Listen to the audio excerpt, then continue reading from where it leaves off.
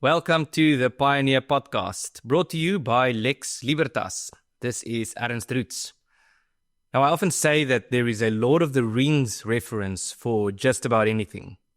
Recently, for example, I was asked why South Africa does not see the same type of terror attacks or acts of terrorism that we see in countries in Europe and in America, or the Western world, you could say. And the answer to that, or at least an important part of the answer, is that many of these people who are engaged with these type of terror activities regard the South African government as a friend and not as an enemy or a target. And so in a certain sense, we could say that the closer we are to danger, the farther we are from harm.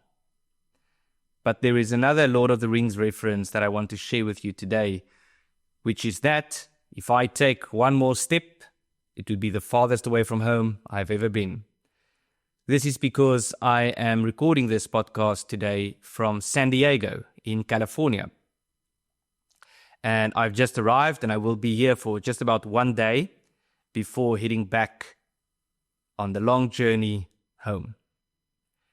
Now, I arrived about a little bit more than a week ago after Lex Libertas published two reports. One was the Reclaiming Freedom report, in which we discuss the extent of the crisis in South Africa. We talk about the fact that people like the Afrikaners are indigenous to South Africa, and that if one truly wants to help, we should find a solution in South Africa, as opposed to just encouraging people to leave. We also make the case in this report that there are certain things that other countries could do that would contribute to a solution in South Africa, to a more sustainable or more viable political dispensation, and to higher levels of stability and autonomy in the region. The other report we published was the Truth Be Told report, or the first version of this report, as it will be something like a living document that we will keep updating throughout. We announced the Truth Be Told campaign after the notorious meeting in the White House between Presidents Trump and Ramaphosa, after which many people in South Africa, but more importantly in the United States, tried to present the crisis in South Africa as non-existing, claiming that there are no race laws in South Africa, that there are no land grabs, and that there are no farm murders. And so we launched this campaign to provide people who have experienced these things personally with the opportunity to share their stories so that we can help them to share their stories with the world. And this campaign and this report has already had a tremendous impact, some of which I will share in this video. What I want to share with you in this video is a talk I recently gave at the Conservative Partnership Institute, which is one of the very influential think tanks in Washington, D.C., especially, as the name suggests, in the conservative movement. I was invited by the CPI to speak at their head offices in Washington about development in South Africa, about the things that I've just mentioned in this introduction so far. And what was quite remarkable about this event that I'm about to share with you is, firstly, the interest that there was from people in Washington in this event, but also the people who showed up, including two people from the White House. You could say one from President Trump's office and one from J.D. Vance's office. I found the interview to be very good. I was interviewed by Emily Jashinsky, who is a podcaster, an upcoming podcaster who's already doing very well in the United States, especially in the more conservative circles in the United States. She works with Megyn Kelly regularly. And what was great about this interview was that, unlike many other interviews I've done in the past, especially in South Africa, she was very well prepared. She had read a lot. She had obviously spent some time preparing for this talk. And it's just a great experience to have a conversation like this with someone like her. There is a lot to say about this trip to the United States, about developments in the United States, including, for example, the statement that was published by the State Department about South Africa, in which they make it clear that, firstly, they regard farm attacks and farm murders as a unique crime phenomenon deserving of unique counter-strategy, but also that they would like to support those who are committed to finding a solution in South Africa. Now, this is very important because if the only thing the United States does is to encourage people to leave the country, it would be good for the people leaving, but it would end up making things worse in South Africa. It is very clear from this statement by the State Department, and I can add from the meetings I've had over this past week with a variety of people in Washington, including government officials, including politicians, their staff, researchers, and many others, that there is a commitment to help. I don't want to spend this podcast talking about that too much because that deserves an entire episode to give feedback about the meetings I've had, about what has been said by many people during many of these meetings, and about what we can foresee coming from the United States and from Washington, D.C. in support of a solution in South Africa in the coming months. I am optimistic speaking to you today because I do believe that there is more to come. Not only do I believe this because this is some conclusion that I have reached myself, but because I have been given this assurance and because I would like to share in a future video or episode with you some things that I believe is to come. I'm quite excited about these developments, and I would like to encourage you to become involved. To become involved as a contributor to Lex Libertas, because that makes it possible for us to do these things that we are currently doing. But also, if you would like to do more than that, to become involved with the Lex Libertas Club, which we are going to set up in the second half of 2025. Now, other than the variety of meetings I had over the past week and a half, I have done many, many interviews with a variety of people, media outlets, podcasters, you name it. In fact, sitting here, I'm not sure how many interviews I did.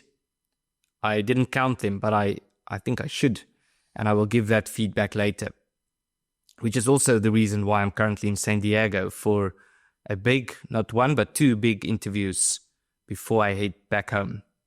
Now, let's get to the interview. I mentioned already that this happened at an event hosted by the Conservative Partnership Institute, and we spoke about a variety of issues, especially about the crisis in South Africa and understanding the crisis, and understanding that the problems that we experience in South Africa are not so much the problems themselves, but symptoms of a deeper rooted crisis. And that if we want to find a solution for South Africa and for the various peoples living within South Africa, we need to understand the problem for what it is, and we need to find a solution for the actual problem.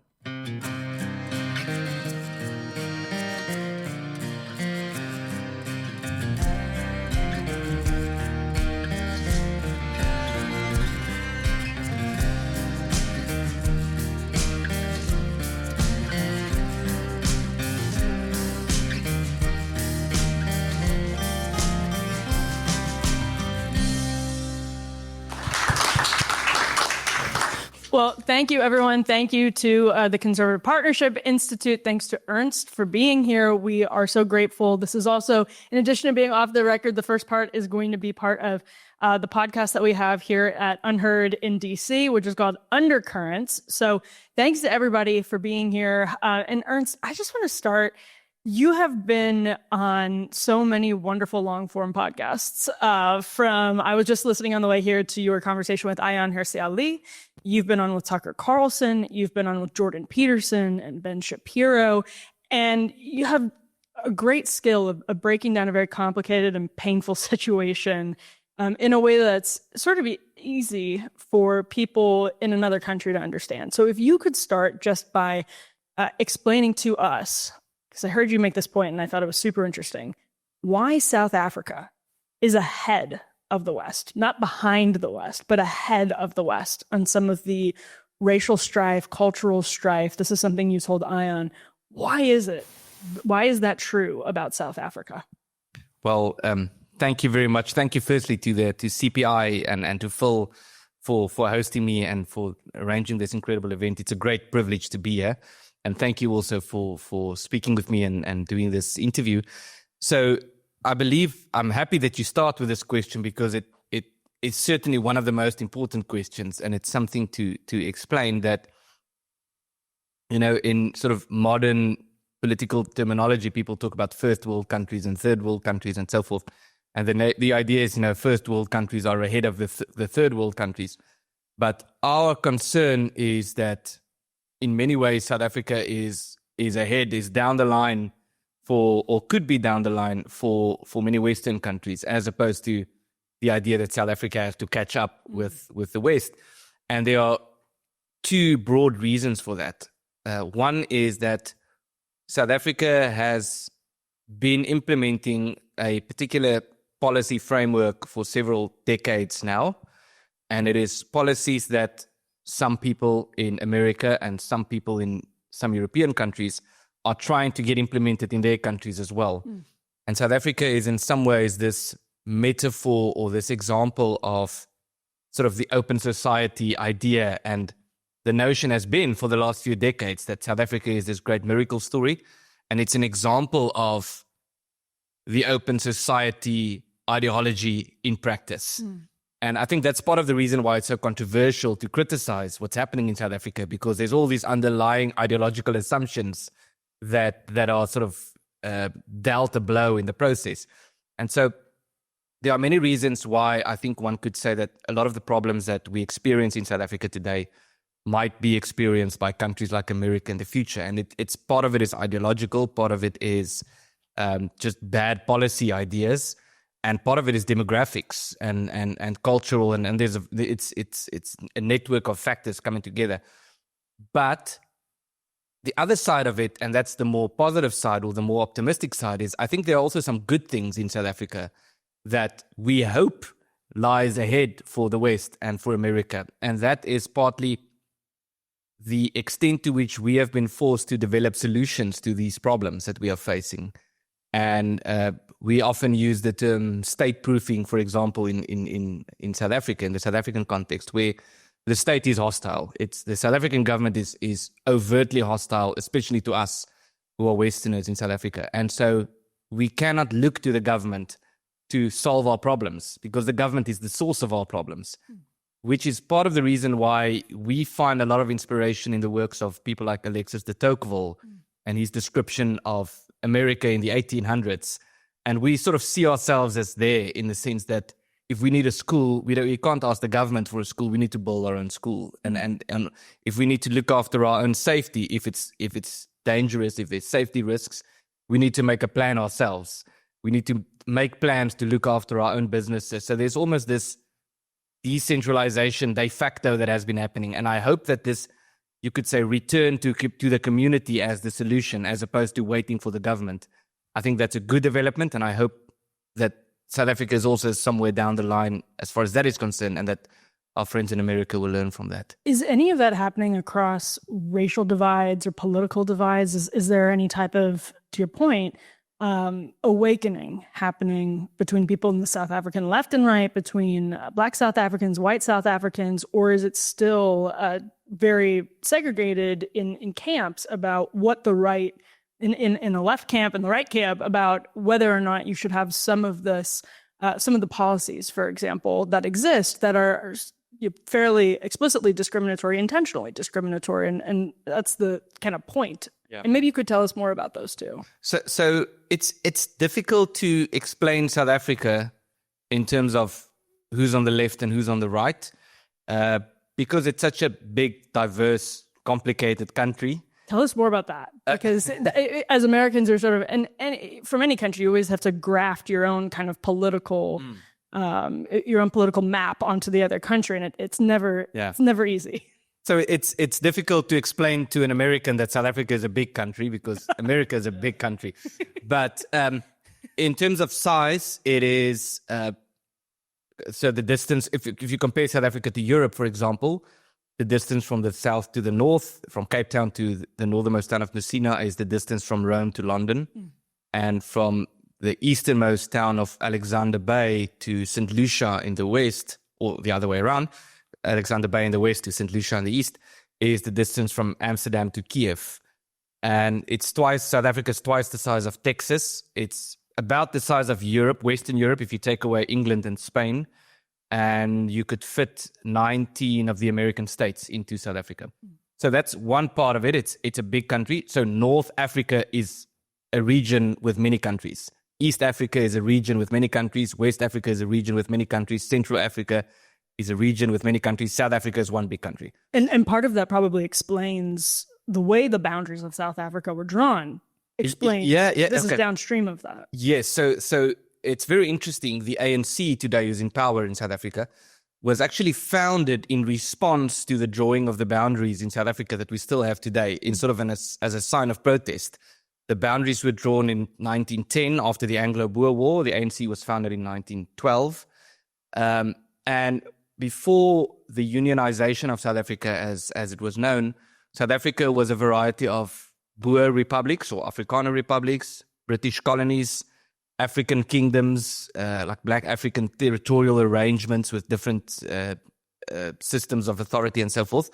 And then after the Anglo-Boer War, it became one big country. And so it's a bit ironic that the borders were sort of drawn during this process of colonialism. And now, and also South Africa became very much an English country, even though there are few people in South Africa speak English as a first language, but it's sort of the lingua franca. And now those in power today, even though they were founded in response to this as sort of a sign of protest, they wish to maintain it. They want to maintain sort of this status quo. They want to maintain the borders, and they want to maintain English as their language. So the irony is that under the banner of decolonization, we all need to speak English. We need to abandon our indigenous languages. But it's very, so I mentioned that it's big, but it's also diverse. It's diverse. The South African Constitution recognizes 12 official languages, of which one is sign language. But it's diverse in terms of different nations living in South Africa with different cultures, different languages, different ways of thinking about territorial arrangements, about matters of constitutionalism and so forth. And it's not just different cultures, it's different civilizations. So you have Westerners living in South Africa, you have people from different parts of Asia living in South Africa, you have the Jewish community. It's very big and it's very diverse. But we have this one big central government that is trying very hard to govern it as a unitary state, even though the government is very incompetent. So there's this dichotomy of the government being very dangerous in terms of trying to implement very destructive policy ideas like confiscating private property and so forth. But they have this one major Achilles heel, which is that the government's completely incompetent. So they're not able to follow through on the things that they would like to do. Is the government also, and this is like the hottest question, but is the government also racist? The government is obviously and overtly and explicitly racist. Tell us. So in a variety of ways. One is just in terms of the legislation. So I'm pretty sure that it's safe to say that the South African government today is the government in world history with the most race laws. I'm not aware of a country anywhere else in the world throughout history that has had just a longer list of laws on its books. There are currently more than 140 race laws in South Africa. So every sphere of society is categorized according to race, and then it says that people have to be treated differently according to their skin color. Of course, they would frame it in all these lavish, flowery terms like black empowerment when it does nothing to empower black people. That's the one side of it. The other side of it is just the rhetoric from government leaders, and not just people on the fringes, like mainstream, the president, the deputy president, and so forth. So, for example, the current president has said during the negotiations for a new South Africa in the 90s, he was asked, what's your plan for white people? And he said, our plan is to deal with white people like boiling a frog alive. And it's that metaphor of making sure the temperature gets warmer gradually, not too fast so that the frog jumps out. So that's what he said in the 90s. He has made some remarks about, he would often use the term our people, and it's very clear that he means black people, just from the way he uses it. He has said that if people don't keep voting for the ANC, for his party, white people will come and oppress them. The president before him, President Jacob Zuma, said that a democracy works like this. The majority must have more rights than the minority. And of course, by that he meant that black people must have more rights than white people. That's how democracy works. And novel theory. Yeah, exactly. And then it was celebrated. That's very, very, very intelligent, very smart. And that's just some of the rhetoric. There's more of that. The deputy president has said that if white people don't voluntarily hand over their property to black people, there would be a violent takeover. One of the cabinet ministers have assured people that once the government starts confiscating property, they will make sure that no property that belongs to a black person is confiscated. So they say these things publicly. And then there's the race laws, and then we get to the hate speech. And I know hate speech is a sort of a buzzword, and it's a controversial word. Maybe hate speech is not the appropriate term. Maybe the better term is just obvious, straightforward incitement of violence. The Kill the Boer chant, and it's not just one chant. I mean, there are multiple such chants in South Africa, which boils down to go out and kill white people. And it's chanted at political rallies, big political rallies. I'm sure you've seen it. Well, everyone has seen the footage after the recent White House meeting. But what is more concerning is that those people firstly, that they keep chanting these things. Secondly, that they are defended, or the speech is justified by the government, by the president, and so forth. Thirdly, and this is quite bizarre, and it's worth saying, the South African Human Rights Commission so this guy, Julius Malema, who became sort of notorious for chanting Kill the Boer, there was a case of hate speech that was filed against him when he said that he's not calling for the slaughter of white people, but he might do so in the future. And then there was a complaint brought against him, and the South African Human Rights Commission said that his remarks were protected speech because when someone is accused of hate speech or incitement, you have to consider the race of the person that is being accused. And in his case, he's black, and therefore it's not hate speech. Therefore, it's protected speech. It's literally a finding by the South African Human Rights Commission. And then we had the Kill the Boer stuff that was now what you might call the Supreme Court in South Africa, the Constitutional Court, has declared that it's perfectly acceptable to keep chanting kill the Boer, kill the farmer. So that's just sort of a glimpse into the extent of the racism. It is really alarming. And so this is one thing that's been debated and downplayed. The extent to which violence against the Boers is widespread or is not widespread. That's become a political football. So Ernst, you've been working in this space. This is your life's work. What's the truth about violence against the Boers? So the truth is that it is a very serious problem. The reason why it has become a debate is because the response to that statement is, so you are saying that there are not other serious problems in South Africa. And of course there are. So gang-related violence is a big problem in South Africa. And it's really, really, you don't want to go to one of those territories that's sort of inhabited or controlled by gangs because you get killed. And so part of the accusation is, so if you are saying that the farm murders is a problem, then what you are saying is that there's not a problem in terms of gang-related violence as well. So it's sort of this whataboutism, but it is so the farm murders are unique, and that's been our argument always, that it's a unique crime, and it should be responded to in a unique way, and it's unique for a variety of reasons. The one is the unique frequency, just just how often it happens, and there's some debate about that. But I think the safe numbers would be government numbers. So according to South African police statistics, over a period of 2 decades in South Africa, there were on average 2 farm attacks every day in the country and 2 farm murders every week. And so that's the numbers. The second is the brutality. So it's not just murders. It's, in many cases, people are tortured for hours, literally for hours. And I haven't been able to think of a method of torture that you could use that hasn't been used in a farm attack in South Africa. It's the most grotesque, horrific methods of torture imaginable. And I'm sure some of you have seen this. You can just look it up, like methods of torture used in farm attacks, whether it's boiling people or dismembering limbs or shoving things down their throats or dripping melted plastic on them or boiling them or burning them with clothing irons. One elderly lady was tied to a chair and she was then tortured with an electric drill. They just kept drilling holes through her hands and feet. Another was tortured with a blowtorch. And it just goes on. People being tied up behind like pickup trucks and dragged over dirt roads. It's unfathomable. So that's the second part. It's just the brutality. And then what also makes it unique is, of course, the unique consequences, because it's people who provide food for the country. It's people who are employers. They are well-skilled. They should be very valuable in a country like South Africa. So there would be magnificent consequences if the farmers leave, or if there are no farmers left.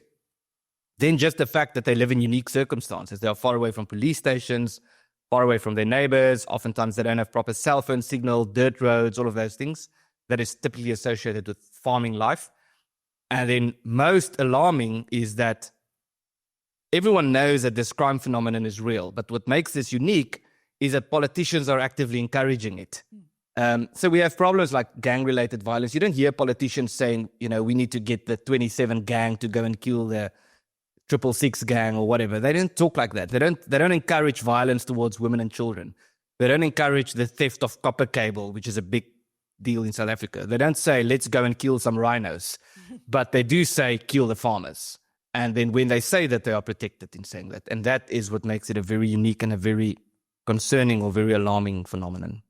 Yeah, and can you just tell us how, because in the United States, a lot of people worry, and actually a lot of people on the right worry that with so much what's called reverse racism, you end up pushing white Americans deeper into racial politics where they might not have been before. Is that the case with the Boers? Is that something that you've seen? Yes and no. Yes, in the sense that the type of rhetoric regarding South Africa has become very divided. I'm much more concerned, and I really mean this, it's not just some vague statement. I think there's a lot to back this up. I'm much more concerned about radicalization in terms of what's happening in South Africa on the left. Or people who would just, for example, say, well, there's nothing wrong with chanting kill the Boers, or when the farmers are murdered, maybe they deserve that, that type of sentiment.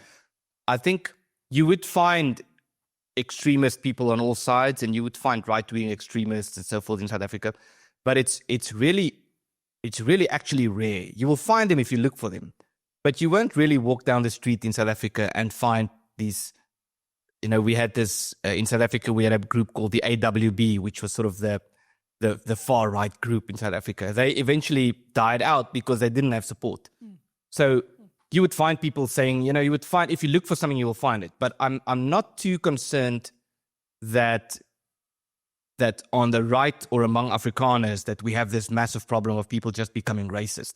I think it's partly because of the history of South Africa and sort of the apartheid history that looms over you everywhere you go.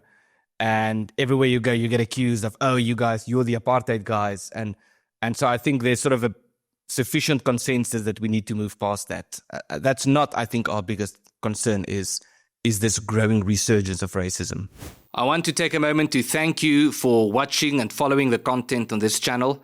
And I also want to encourage you to like this video and to subscribe to this channel to ensure that our audience is broadened. It strikes me, just as we're talking, I'm curious how much different it is for you to be here in the United States, where we certainly have our problems. There's no downplaying that. But I have a friend who just got back from South Africa and from the UK and said, you don't understand, it's completely different. The tension is extraordinarily palpable. So for you, I don't want that to be a leading question. I'm curious if you agree, but if you are here in the US, for an American, do you think people would be surprised to be in South Africa and sort of sense the difference in the culture?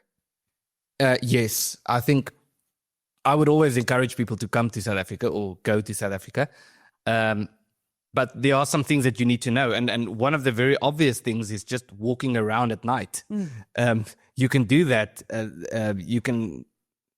I can walk tonight from where I stay to the Starbucks and go and get a coffee. But You don't do that in South Africa. When the sun sets, you go to your house.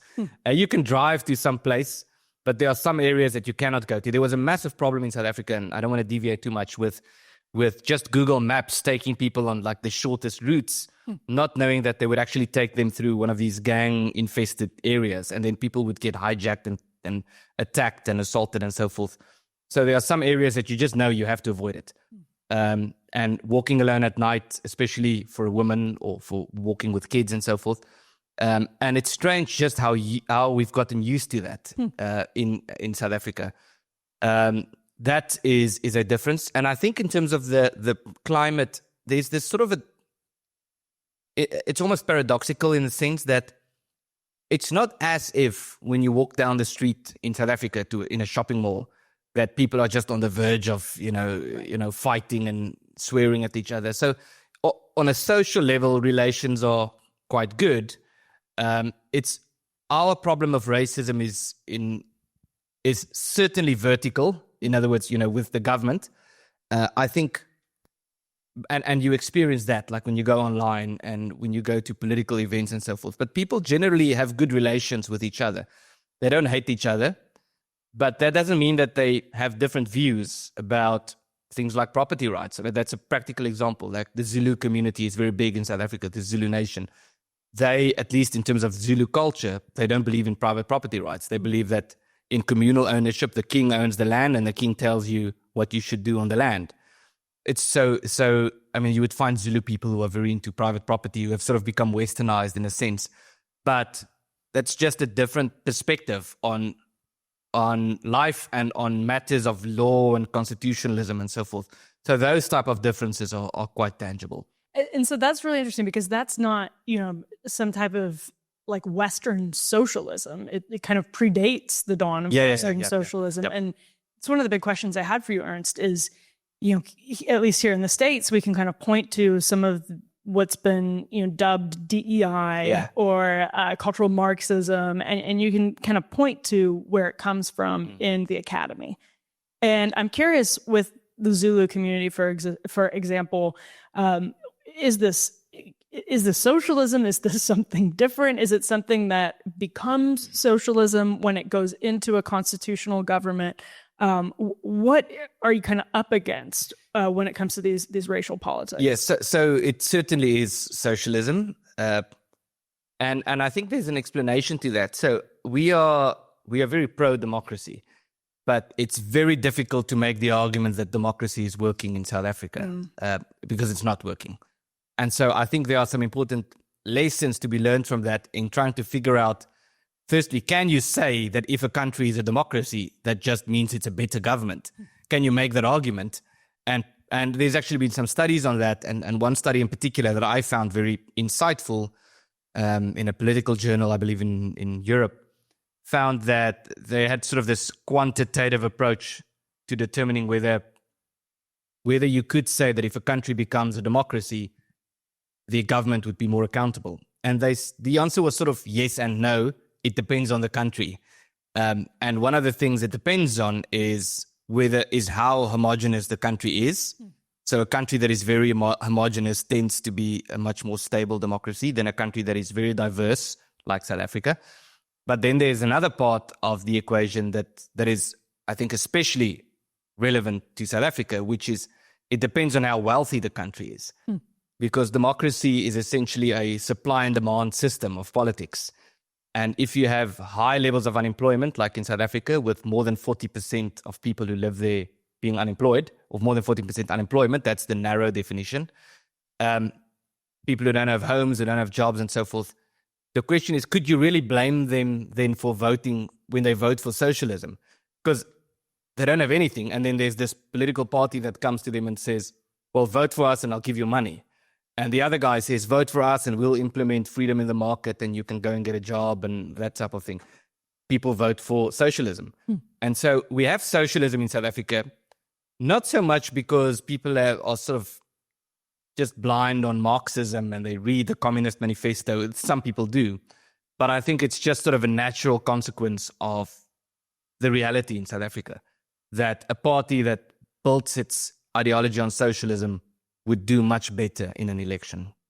So this crept into American politics when President Trump obviously opened up an asylum program for Afrikaners. And here's a question. Do Afrikaners want to come to the United States? Because I heard you on Tucker Carlson's podcast making the point that sort of the entire motivation behind the political project is that this is land people's families have had for centuries.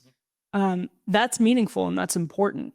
So it seems, unlikely that en masse people are going to want to pack up and take advantage of an asylum program. Could you give us your take on what's happened? Yes. So the asylum or the refugee program is it's difficult to comment on because you would have to be nuanced, and in the sense that it's very good that this has happened because it sheds the light on a serious crisis in South Africa to an extent that people didn't know about or didn't want to talk about. And now it's not really possible to pretend that there's not a problem in South Africa. You can try and you can argue about the statistics and you can debate the extent of the problem. And so in that sense, it's good. And I think this refugee program also perhaps potentially opens up some doors for diplomatic leverage and so forth. And there will certainly be people who will take that up, as has happened. And there will be more people. More people will come. Because in a sense, it's a bread and butter issue for many people. Especially what we experience is that there are a few categories of people who are more interested in the refugee program. One is people who have experienced trauma in South Africa. Like if you've been attacked on a farm, or if someone close to you was murdered, or your property was invaded. People who have experienced that are much more probable. It's much more probable that they will want to apply for refugee status. The other would be people who are just struggling economically, people who don't have a job for whatever reason, who are suffering, who are struggling to make ends meet for whatever reason that is. And then also younger people, like more ambitious people who want to see the world. And I don't know if they would necessarily apply for refugee status, but you get that a lot, like young Afrikaners going to Texas and working on farms and so forth. They all are on below deck on Bravo. Yeah. They're all on the yachts. They're all working on yachts. Nobody knows what I'm talking about. I know some of you do. I do. So, but the thing is that we, the Afrikaner people, we really do love South Africa. And we really do love the country, the weather, the climate, the food, the music, the environment. The wine.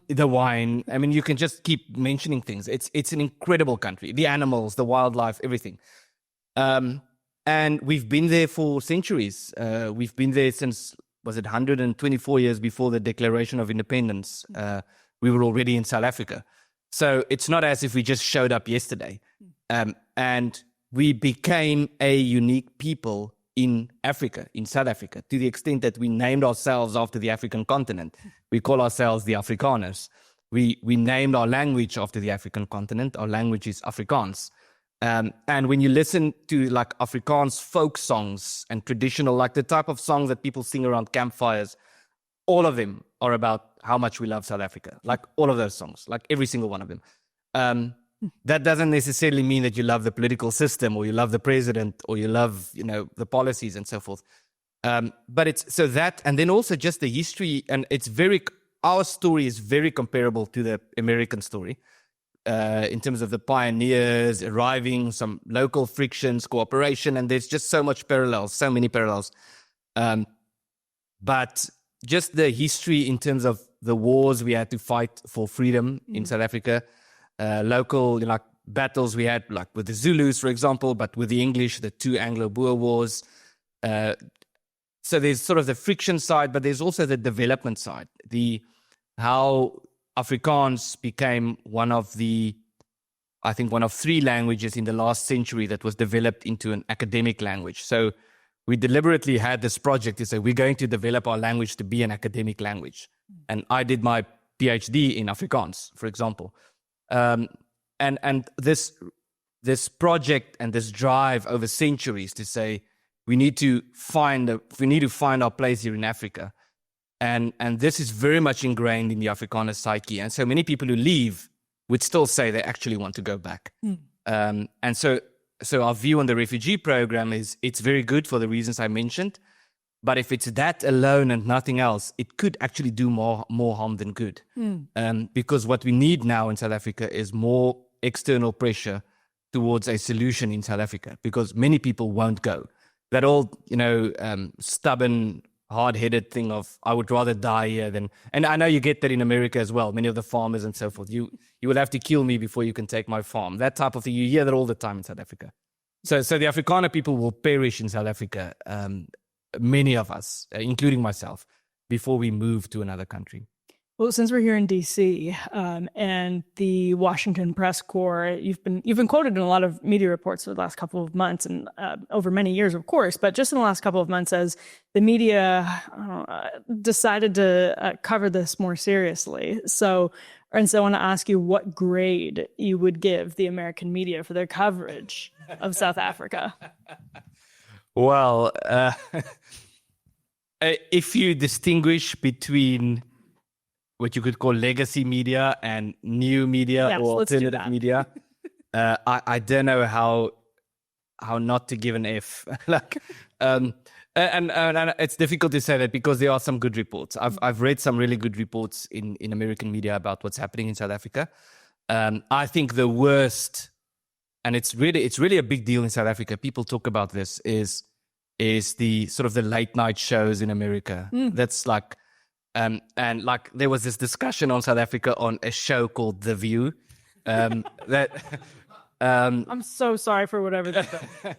and no, but honestly, I should say this, like the worst for us, for myself and for like my community watching developments in South Africa or in America with regard to South Africa, the low point for us was a monologue by Jimmy Kimmel, where it was funny, but it was also very, very disturbing when he spoke about Trump and his made-up farm murders. And then he started making jokes about just how this problem doesn't exist. And he said the video that was shown in the White House was a deep fake. And then everyone was laughing. And he said, you and your made-up farm murders. And then the audience applauds. And now, if you grew up in South Africa in an agricultural community, if you had friends who were murdered on farms, if your brother was attacked on a farm, if you grew up with this reality and you see someone with a platform as big as that, making fun about this as if saying that it doesn't exist and then getting applauded is... And he's wrong.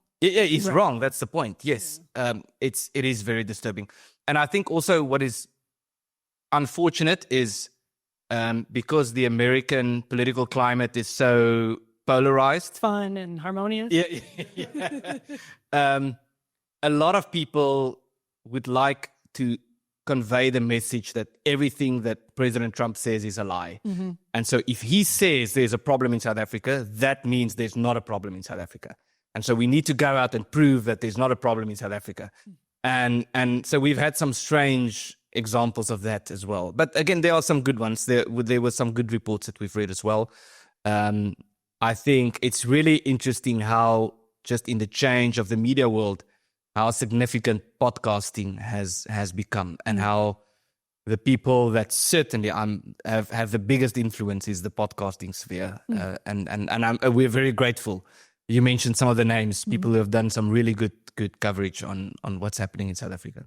So I'm about to transition to the off-the-record portion of this. So we'll come around with questions, microphones for questions, or maybe you can just say them aloud. But before we do, everyone get ready, think about your questions. One last question for you, Ernst, is basically what are the lessons that you could convey to people in the West, maybe in the UK, maybe in the US, things that you saw happen over the course of your lifetime as the situation seems to get worse and worse, that others in the West, if you all are ahead of us in some bad ways and maybe some good ways, but in the bad ways for now, what should people here be looking for? What are some of the signs of devolution? Okay, so there are a few lessons. Let me start with a more philosophical one. We're at a think tank, so we often say that rationalism is overrated. And what we mean by that is this idea that some very smart politician can spend long nights in his study room developing plans on how society ought to be structured, and then have these incredible theories of what would work and what would lead to a better life for all. And then once you've spent all this time writing this plan, you go out and you implement it. And it just almost always fails. And that's, I think, the argument from Edmund Burke, that look at experience before you look at theory. So look at what actually works before you think something is great in theory. South Africa is a very good example of that. In theory, the Constitution has been celebrated all over the world for being the most liberal, the most modern, the most democratic, the most progressive, all these buzzwords you could think of. But in practice, if you read the South African Constitution and you see what's happening in reality, it's completely irreconcilable. So that's one. Another lesson I would say is to use the Churchill line is don't feed the crocodile. This thing that thinking that you should just feed the crocodile until it gets satisfied and then it will eat you last or something like that is, in other words, just don't give in to these demands, these very ideological, you could say leftist or socialist or whatever, because the crocodile just gets bigger and bigger. And we're sometimes concerned, and I don't know if this is true or not, but sort of from a South African perspective, that sometimes when you hear some people in America speak, there would be this undertone to remember that, for example, we are the majority and we this and this, so we should just give in to these demands because we are in a position of power, for example, something along those lines. With land, for example, yeah. Yes, exactly. As if once you give in, the demands are going to stop. Mm-hmm. And there was an example of that in the Netherlands maybe 2 years ago, when the Prime Minister, after a long process of public pressure, eventually publicly apologized for slavery.